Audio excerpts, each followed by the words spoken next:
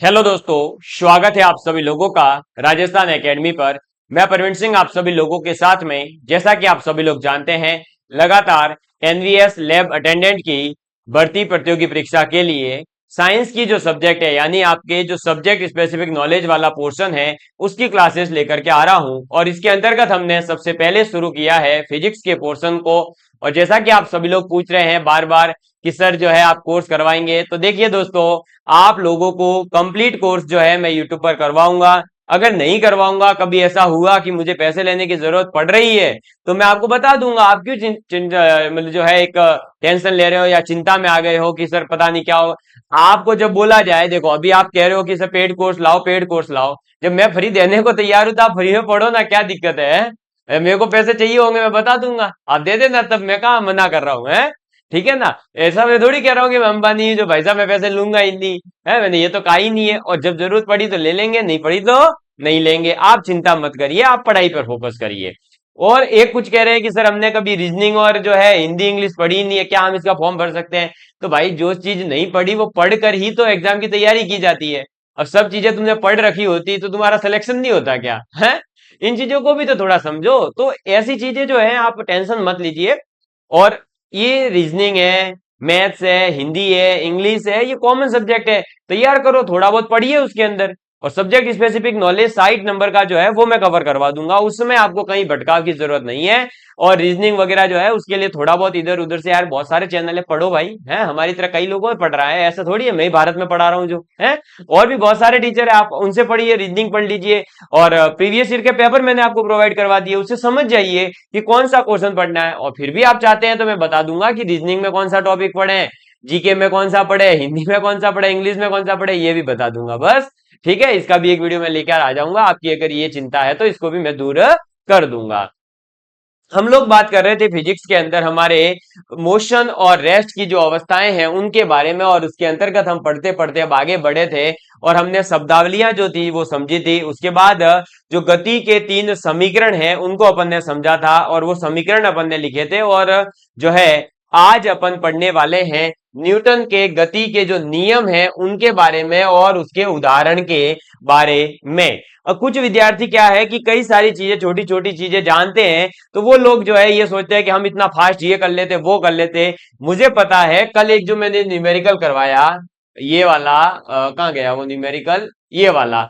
तो इसमें एक विद्यार्थी ने कमेंट कर दिया कि सर इसका गुणा डायरेक्ट ही जो है आप किससे गुणा कर देते, 5/18 से जो है गुणा कर देते, आपका आंसर आ जाता, ये किलोमीटर वाला मीटर में बदल जाता।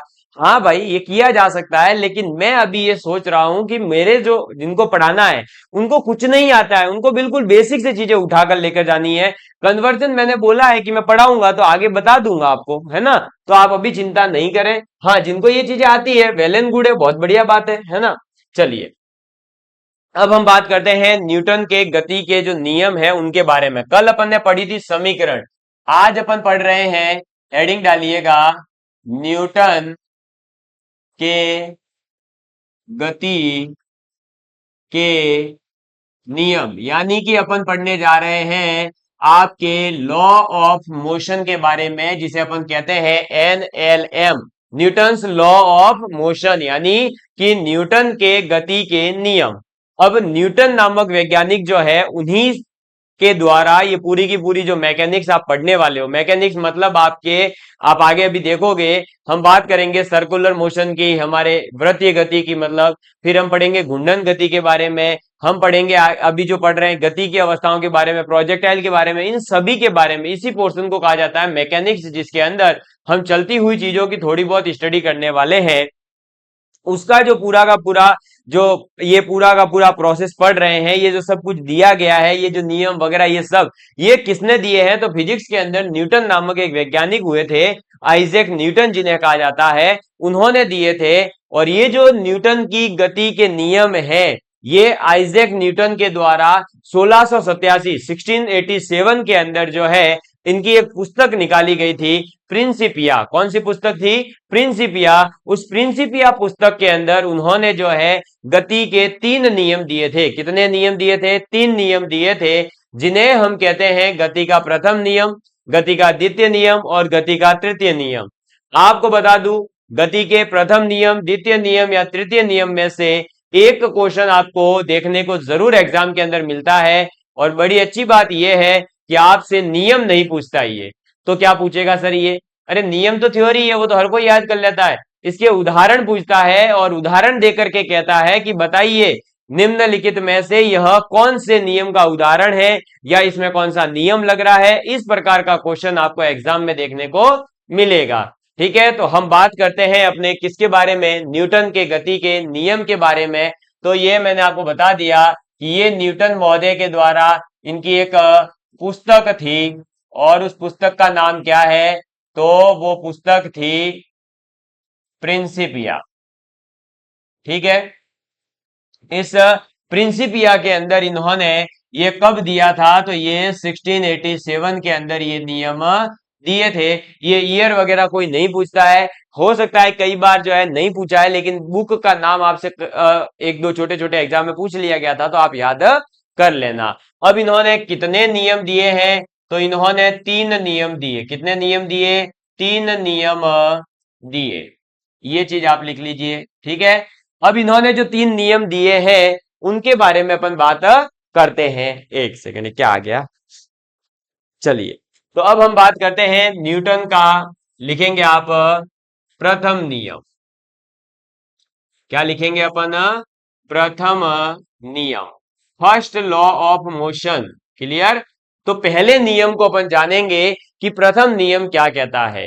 तो न्यूटन के गति का प्रथम नियम यह कहता है कि यदि कोई वस्तु जो है वो क्या है, विराम अवस्था के अंदर है। कोई वस्तु क्या है? विराम अवस्था में है, यानी रेस्ट पोजीशन के अंदर अगर कोई ऑब्जेक्ट है तो वह रेस्ट पोजीशन में ही रहना चाहता है। ठीक है, जब तक कि आप उसके ऊपर कोई एक फोर्स नहीं लगा देते, यानी बाहरी कोई कार्य, बाहर से अगर उसके ऊपर कोई फोर्स प्रेशर नहीं पड़ेगा, तब तक वह वस्तु अपनी जो स्टेज है, जो उसकी अवस्था है, रुकी हुई है तो रुका हुआ रहना चाहेगी, चल रही है तो चलते रहना चाहेगी, जब तक कि आप उसके ऊपर बाहर से कोई फोर्स लगा करके उसको रोकने का प्रयास नहीं करते हो या चलाने का प्रयास नहीं करते हो, तब तक। समझ में आ गई बात? तो प्रथम नियम क्या कहेगा कि कोई भी वस्तु जिस अवस्था में है, जिस स्टेज के अंदर है, वह उसी स्टेज के अंदर रहना चाहती है। ठीक है, इसी को कहते हैं प्रथम नियम।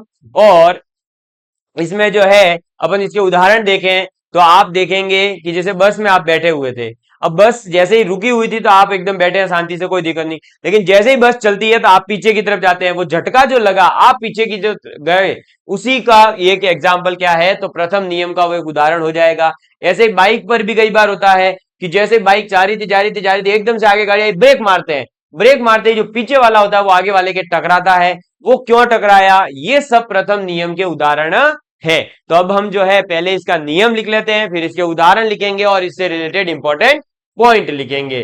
प्रथम नियम आप लिखिए, कोई वस्तु, कोई वस्तु,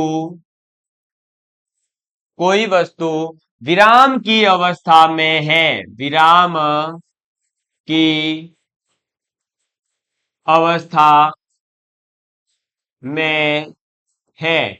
कोई वस्तु क्या है? विराम की अवस्था में है, तो वह विराम की अवस्था में, तो वह विराम की अवस्था, विराम की अवस्था, तो वह विराम की अवस्था में ही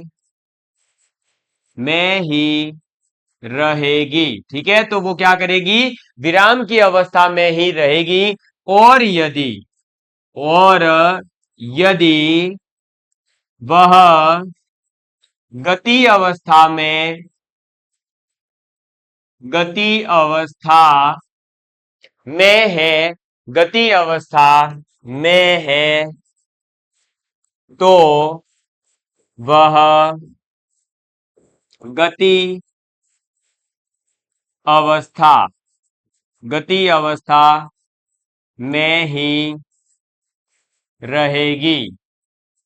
ठीक है, ऐसा कब तक होगा भाई? जिस स्टेज में है वो उसी में रहेगी, जब तक कि उसके ऊपर, जब तक कि, जब तक कि उस पर, उस पर कोई बाहरी बल, कोई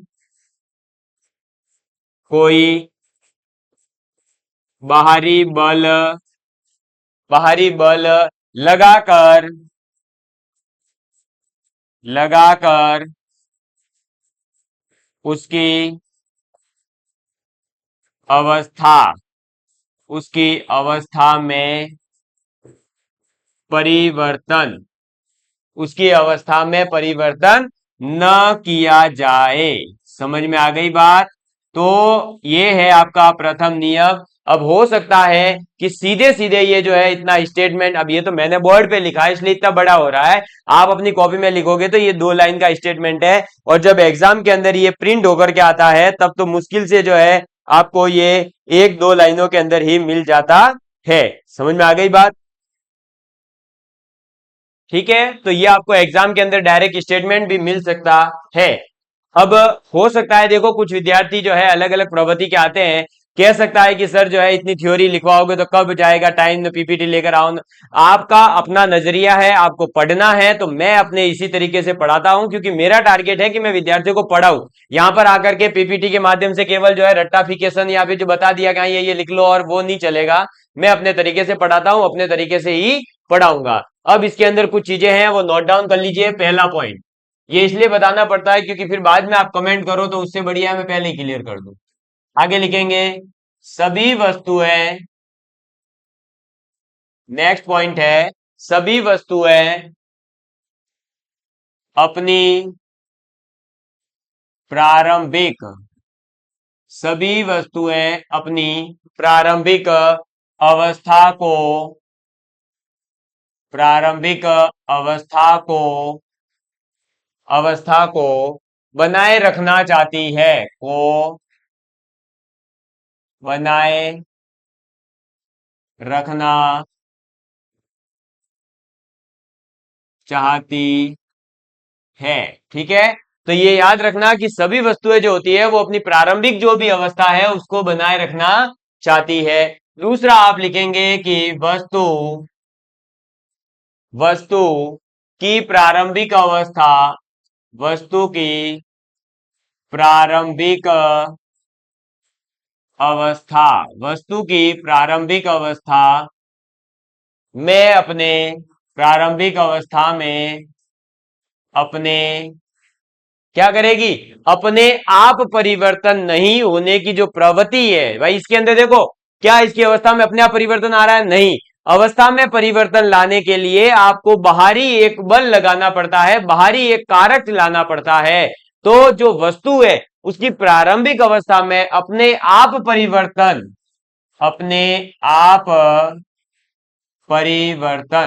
आप यानी स्वयं परिवर्तन नहीं होने नहीं होने की नहीं होने की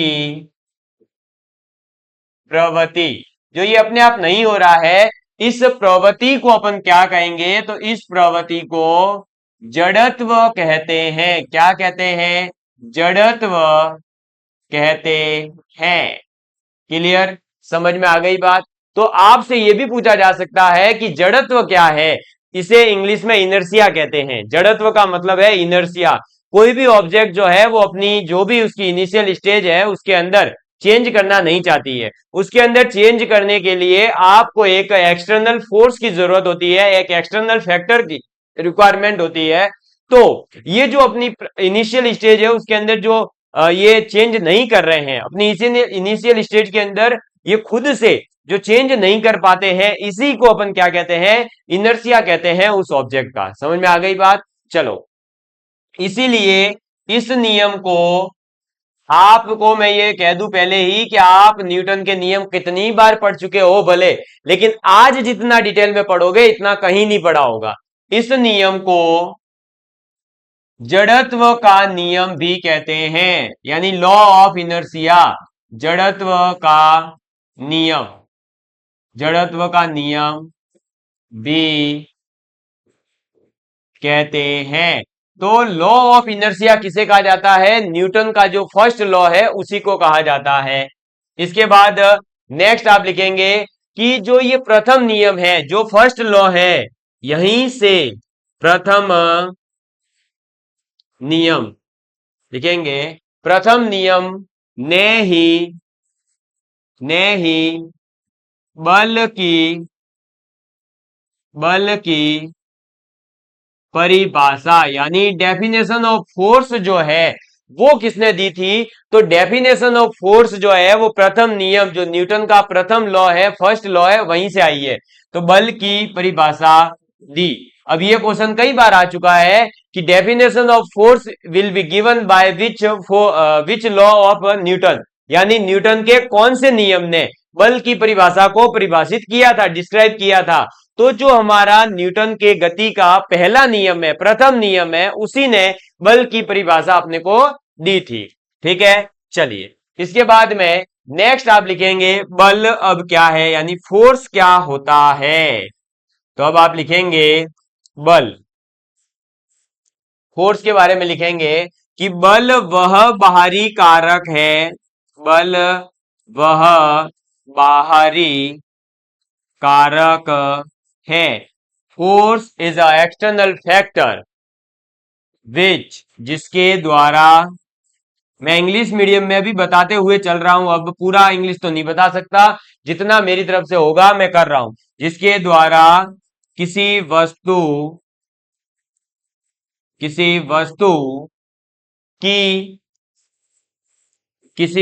की विराम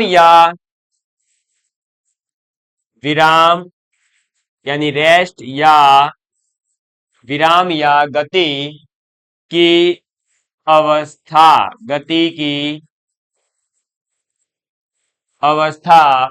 में परिवर्तन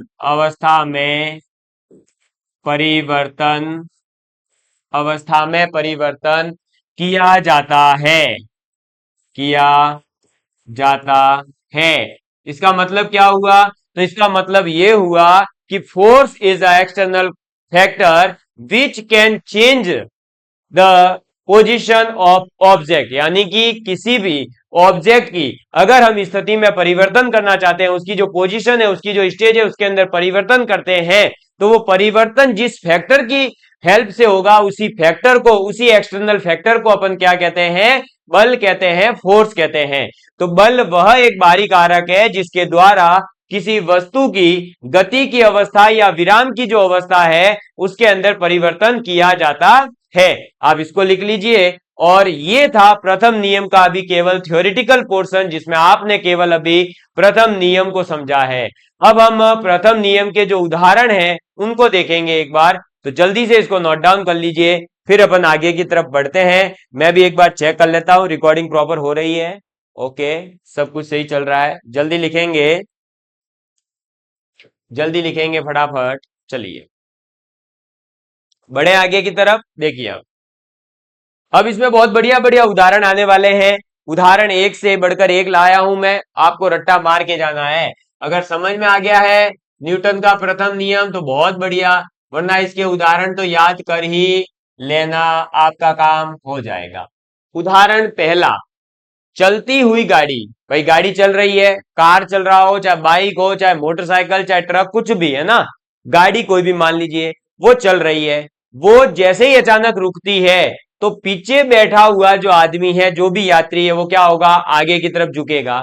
अब वो आगे की तरफ क्यों झुकता है वो थोड़ा सा मैं डायग्राम के माध्यम से एक समझा देता हूं। मान लीजिए ये एक गाड़ी है। क्या है? एक गाड़ी है। ये बंदा आपके जो है इस गाड़ी का ड्राइवर है, ये इसके हाथ में स्टीयरिंग है, मान लो ये चला रहा है, ठीक है। इसके अंदर ये पीछे एक बंदा बैठा हुआ है। अब ये गाड़ी चल रही है, कोई समस्या नहीं है। लेकिन क्या हुआ कि ये गाड़ी जो है यहां तक पहुंची, ये बेटा है अपना कौन? ड्राइवर, और ये सवारी यहां पर बैठी हुई है। अब क्या होगा? मान लो ये गाड़ी ऐसे चल रही थी वी स्पीड से, और ये चल रही है, कोई समस्या नहीं। ये यहां पर आते ही क्या हो गई? अब रुकी है। ये बताओ, ये जो गाड़ी थी इसके अंदर ये दोनों बंदे बैठे हुए थे, दोनों बंदे क्या कर रहे थे? गाड़ी के साथ में चल रहे थे, ठीक है, कोई समस्या नहीं। लेकिन अब क्या हुआ कि ये जैसे ही गाड़ी रुकी, गाड़ी रुकने पर जो ये चला रहा है वो बंदा तो गाड़ी के साथ ही क्या हो गया? रुक जाएगा। ये तो क्या हो जाएगा, रुक जाएगा गाड़ी के साथ ही, क्योंकि ये पूरी तरह से भाई इसके हाथ वगैरह जो मतलब ऊपर वाला पोर्शन है, कमर, ये पूरा पोर्शन ये भी गाड़ी के अटैच में है क्योंकि उसने स्टीयरिंग पकड़ रखा है, और नीचे वाला पोर्शन वो सीट के ऊपर है, यानी ये आदमी जो ड्राइवर था वो पूरी तरह से गाड़ी के एकदम क्या था, फिट था, गाड़ी के साथ में अटैच था, इसलिए जहां गाड़ी रुकी वहीं वो बंदा रुक जाएगा, उसके तो समस्या नहीं होगी। लेकिन ये जो पीछे बैठा हुआ बंदा है, ये पीछे बैठा हुआ बंदा इसी वी स्पीड से, जिस वी स्पीड से गाड़ी चल रही थी उसी स्पीड से ये अभी भी आगे ही बढ़ेगा। क्यों आगे बढ़ेगा, क्योंकि इसका जो नीचे वाला पोर्शन है, जो कमर के नीचे वाला पोर्शन है, वो तो गाड़ी के साथ अटैच है, इसलिए वो भाग तो रुक जाएगा। क्या होगा, वो भाग तो रुक जाएगा। लेकिन ये जो कमर के ऊपर वाला भाग है, जो मेरा जितना पोर्शन आपको दिखाई दे रहा है, ये पोर्शन तो क्या होगा, ये पोर्शन क्या होगा, गाड़ी के टच में नहीं होगा। क्या आप ऐसे बताओ, बाइक पर बैठे हो तो पैर और कमर, मतलब ये पैर वाला ही पोर्शन उसके अटैच में रहता है कि ये कमर भी आप ऐसे सो के बैठते हो क्या, है ऐसे ही बैठोगे। अब क्या होता है कि गाड़ी जैसे ही रुकी तो ये नीचे वाला पोर्शन तो रुक गया, लेकिन ये जो ऊपर वाला पोर्शन था ये क्या होता है, आगे चलता रहता है, और ये चलते चलते ही रहता है। इसी वजह से ये सभी यात्री जो पीछे बैठते हैं वो फिर ऐसे आगे झुक जाते हैं। क्यों, क्योंकि सभी का नीचे वाला पोर्शन तो गाड़ी के अटैच था, तो गाड़ी रुकी वहां रुक गया, लेकिन ये ऊपर वाला पोर्शन क्या मान रहा है कि अभी भी गाड़ी चल रही है। तो ऐसे होता है, देखो यूं बैठते हो आप, ठीक है, या ऐसे बैठोगे थोड़े झुक झाक के जैसे भी। अब क्या हुआ, गाड़ी जैसे ही रुकी तो नीचे वाला पोर्शन तो स्टे रहेगा, लेकिन ये वाला पोर्शन आगे ही बढ़ता रहेगा, और ये यूं जाता है।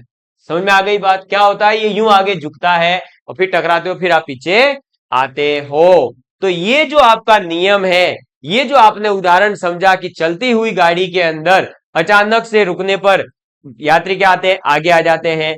ऐसे ही जब आपके गाड़ी रुकी हुई थी और गाड़ी एकदम से चलती है तो क्या होता है कि नीचे वाला पोर्शन तो गाड़ी के साथ चल दिया, लेकिन ये वाला पोर्शन रुका रहा, इसलिए ये क्या होता है, पीछे जाता है। समझ में आई बात। इसीलिए गाड़ी के अंदर जैसे ही आपकी बस रुकी हुई थी, आप बैठे हुए थे, जैसे चलती है आप पीछे जाते हो। मोटरसाइकिल है, पीछे वाला एकदम से देखा जैसे क्लच मारते हो और आगे झटका लगता है तो पीछे वाला पीछे जाता है। ये सब, ये दोनों उदाहरण किसके हैं, यात्री का आगे झुकना, यात्री का पीछे झुकना, दोनों उदाहरण हैं आपके न्यूटन की गति के प्रथम नियम के। अब ये तो आपने यहां डायग्राम से समझ लिया है, लेकिन अब हम इसको थ्योरेटिकल फॉर्म में लिख लेते हैं तो हमारे काम हो जाएगा। क्लियर। ऐसे ही मैं आपको और भी उदाहरण समझाऊंगा, मुझे उम्मीद है कि समझ में आ रही है बात। ठीक है, लिखेंगे, चलती हुई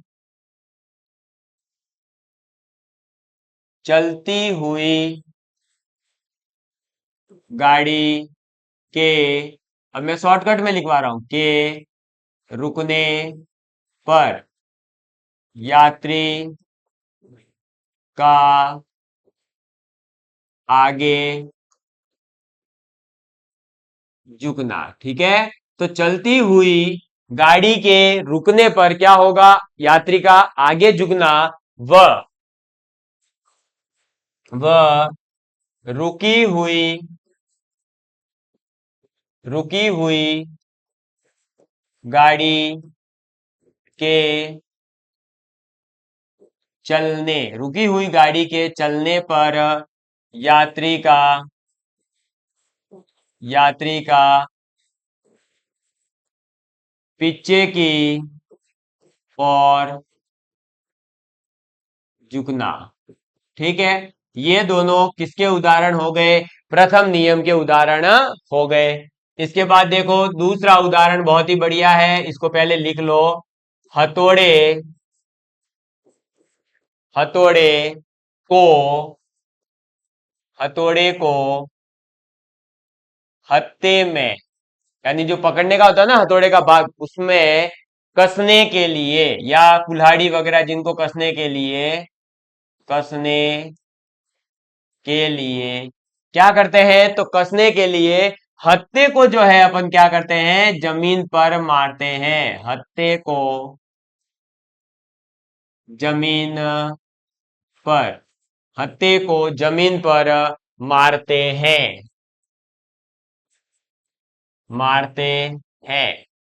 ठीक है, आप इसका उदाहरण ऐसे समझ सकते हैं कि आप अपने बड़े बुजुर्गों को घर पे देखते होंगे कि कुल्हाड़ी वगैरह जो है वो अगर यहाँ पर टाइट करनी है नीचे वाले पोर्शन पर, तो पहले ऊपर से डाल देते हैं, फिर वो नीचे आती है, जहां तक आनी होती है वहां तक तो आ जाती है, फिर क्या करते हैं, उसको डंडे को पकड़कर ऐसे ऐसे ऐसे ऐसे ऐसे करते हैं। उससे क्या होता है, वो कुल्हाड़ी जो है, वो डंडा तो आपके क्या हो रहा है, ऊपर नीचे जब आप कर रहे हो तो वो तो ऊपर नीचे होता जा रहा है, लेकिन जो कुल्हाड़ी वाला भाग है, जो हथौड़े वाला भाग है, वो क्या होगा, धीरे धीरे नीचे खिसकता जाएगा और टाइट होता जाता है। समझ में आ गई बात? इसीलिए ये भी किसका उदाहरण है, न्यूटन के प्रथम नियम का।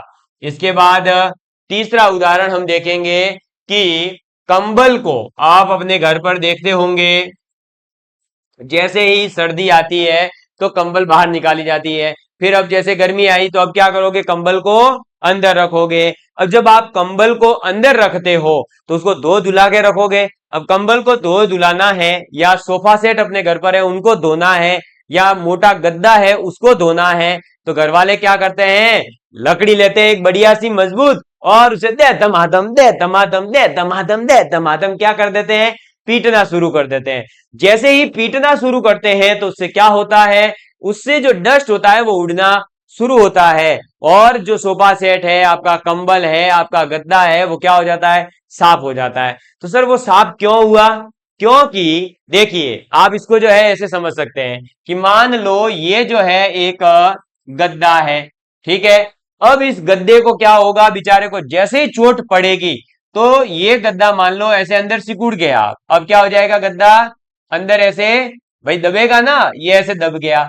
लेकिन ये बताओ कि यहां का जो ये पोर्शन है, यहां जो भी डस्ट था, वो डस्ट जो है वो बेचारा क्या रहेगा, वो उधर ही रहना चाहेगा, वो अपनी पोजीशन को चेंज नहीं करना चाहेगा, क्योंकि आपने फोर्स लगाया है कंबल पर, तो कंबल अंदर दबेगी। समझ में आई बात? तो जो डस्ट था अब वो कंबल से हो गया अलग, अब कंबल तो जो है नीचे दब गई है, ये डस्ट बेचारा क्या होगा, बाहर गिर जाता है। ऐसे ही आप किसी भी चीज को मारते हो तो वो अंदर झुकेगी, तो वहां का जो आसपास का डस्ट था वो क्या हो जाएगा, बाहर आ जाएगा। ऐसे ही आप जब थोड़ी देर मारोगे इसको, थोड़ी देर और पिटाई धुलाई करोगे तो ये पूरा साफ हो जाता है।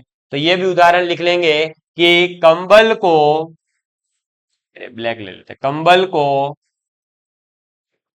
डंडे डंडे से पीटने पर, डंडे से पीटने डंडे से पीटने पर क्या होगा, तो धूल के कण, एक मिनट है ना, ये तो चूल के कण हो गए, चूल नहीं भाई, धूल है ना, लिखेंगे धूल के कण, धूल के कण क्या हो जाएंगे, तो धूल के जो कण है वो जड़ करके या उससे अलग होकर के गिर जाते हैं। तो धूल के कण जड़ कर गिर जाते हैं, जड़ कर गिर जाते हैं, गिर जाते हैं। क्लियर? ये लिख लीजिए। इसके बाद में चौथे उदाहरण की अपन बात करते हैं, तो गोली मारने से, गोली मारने से, गोली मारने से क्या होगा, तो कांच में, कांच में गोल छेद, गोल छेद हो जाता है, कांच के अंदर क्या हो जाता है, गोल छेद हो जाता है। ठीक है, गोल छेद हो जाता है उसके अंदर। परंतु अगर हम क्या कर देवे, पत्थर मार देवे, परंतु पत्थर मारने पर हमारी इच्छा क्या कर गई, गोली की जगह अब हमने सोचा कि क्यों ना पथराव किया जाए, पत्थर मारा जाए, तो पत्थर मारने पर क्या होगा, वो पूरा कांच टूट जाएगा। पत्थर मारने पर क्या होगा, तो पत्थर मारने पर वह कांच जो है, वह कांच टुकड़े टुकड़े होता है, टुकड़े टुकड़े हो जाता है।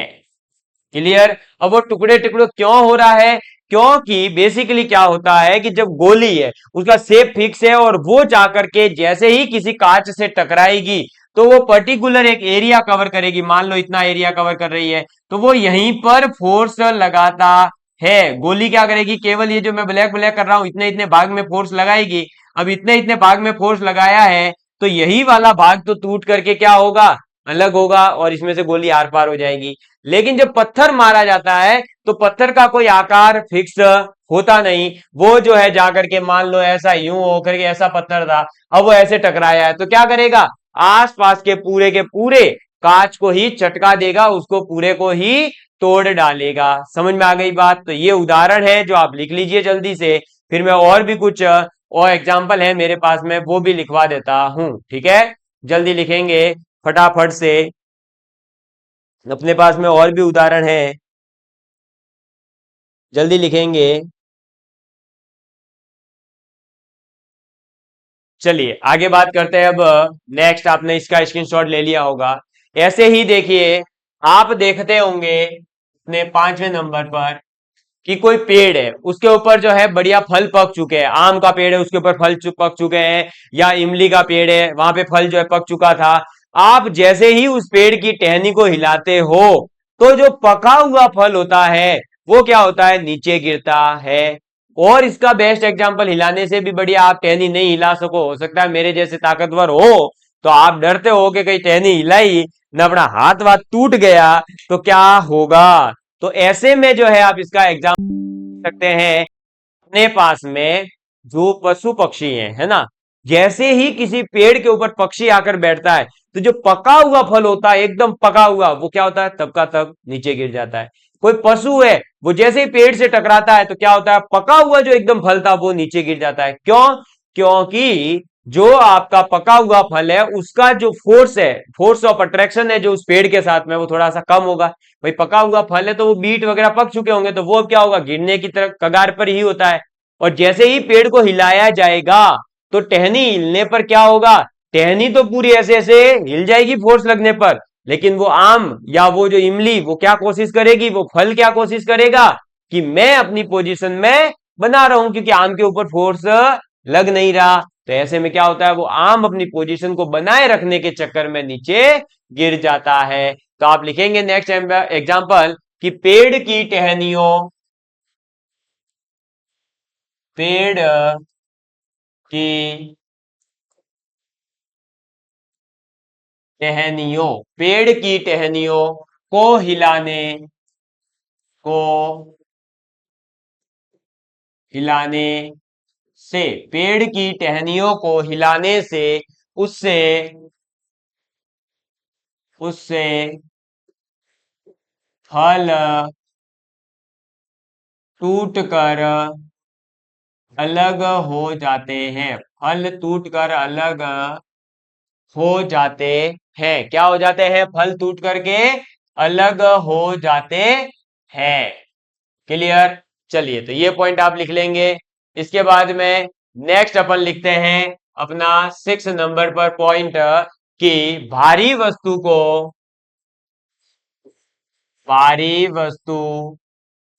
को रोकने, भारी वस्तु है कोई, मान लीजिए अपने पास में जो ज्यादा बड़ी हो, तो उसको रोकना है तो ऑब्वियस सी बात है कि अधिक बल लगाना पड़ेगा, और अगर गति में लाना है तब भी अपने को क्या होगा, अधिक बल की जरूरत होती है। तो भारी वस्तु को रोकने के लिए वह गति में लाने गति में लाने के लिए अधिक बल की अधिक बल की जरूरत होती है।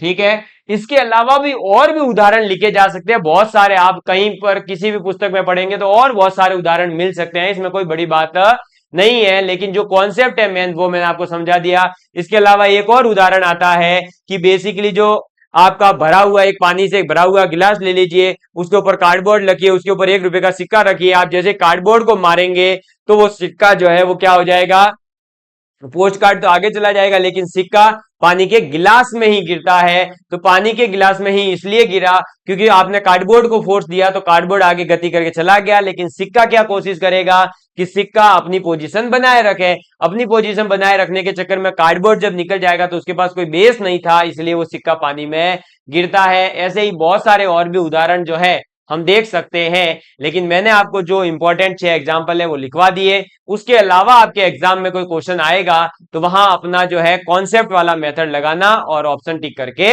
आइएगा। तो आज आप सभी लोगों के साथ में मैंने न्यूटन के गति का प्रथम नियम जो है अच्छे से डिस्कस किया है। उसके जो भी इंपॉर्टेंट पॉइंट थे वो लिखवा दिए, उदाहरण लिखवा दिए और उस नियम को समझ लिया है। अब द्वितीय और तृतीय नियम को अपन कल पढ़ेंगे। मिलते हैं अगली क्लास में, तब तक के लिए बाय बाय।